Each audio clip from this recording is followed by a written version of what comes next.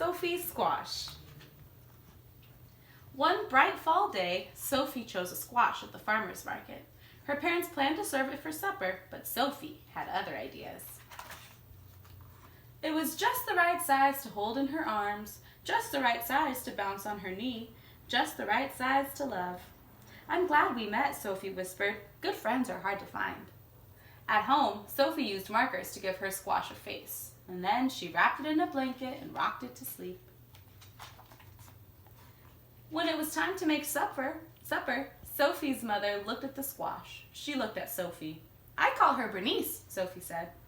"I'll call for a pizza," said her mother. After that, Bernice went everywhere with Sophie, to story time at the library, to visit other squash at the farmer's market, and to practice somersaults by the garden.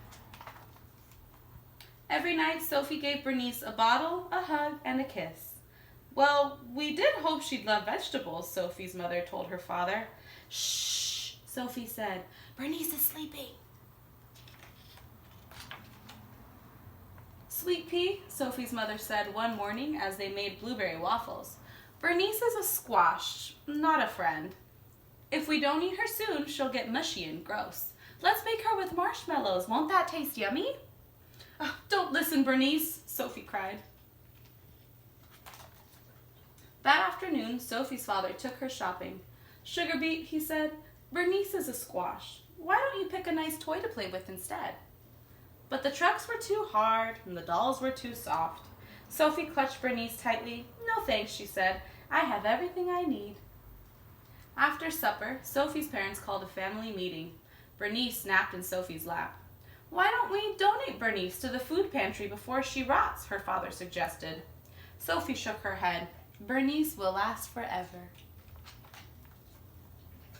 "Bernice seems a little blotchy," said Sophie's dad on the way to the library one day. "She looks perfect to me," Sophie replied.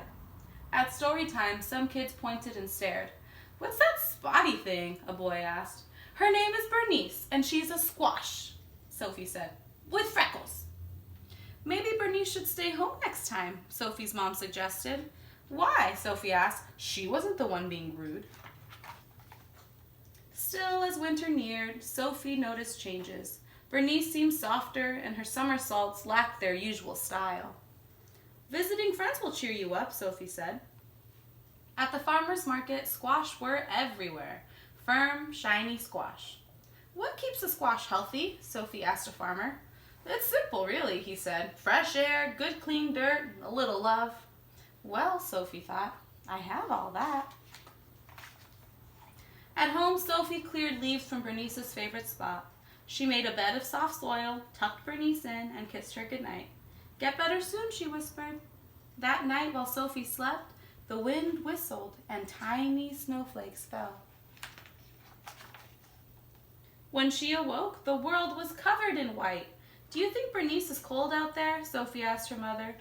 "I'm sure she's warm and cozy under her snow blanket," her mother replied.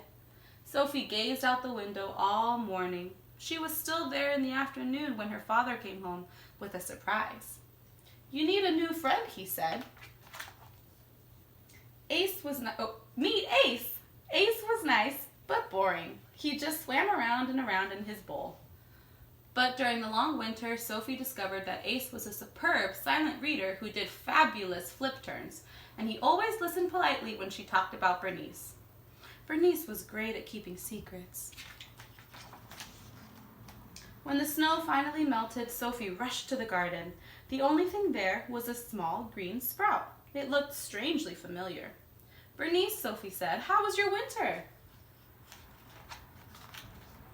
After that, Sophie, Ace, and Bernice ate lunch together every day.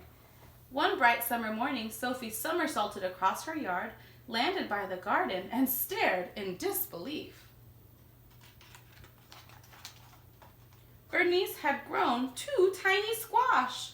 "Wow," Sophie told them, "you look just like your mom." Soon, Bonnie and Baxter were just the right size for Sophie to hold in her arms and bounce on her knee. Just the right size to love. The end.